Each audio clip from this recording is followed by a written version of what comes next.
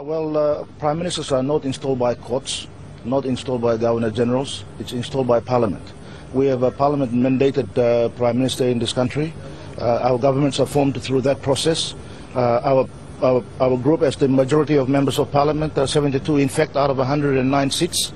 That is why we are a legitimate government that needs to run this country. That is the case now, but you have passed some laws very recently, within the last 7 days, legitimising what happened in August. But the courts decided that you should not be Prime Minister based on the laws as they were in August. It's a bit underhand, isn't it, to suddenly change the rules of the game at this stage?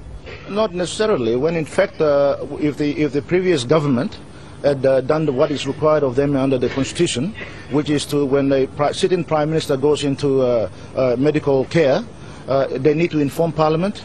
They need to invoke the Constitution where it allows medical practitioners to see whether he's fit enough to hold office. That did not eventuate.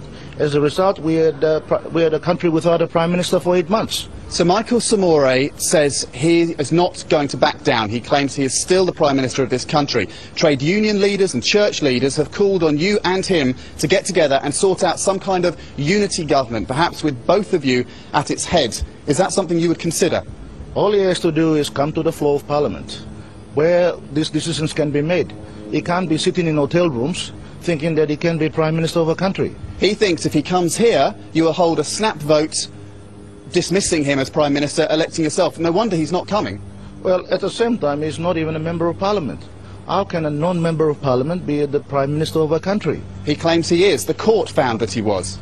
Well, the current Governor General dismissed him on the 9th of December. Now, that is a fact that he cannot retract.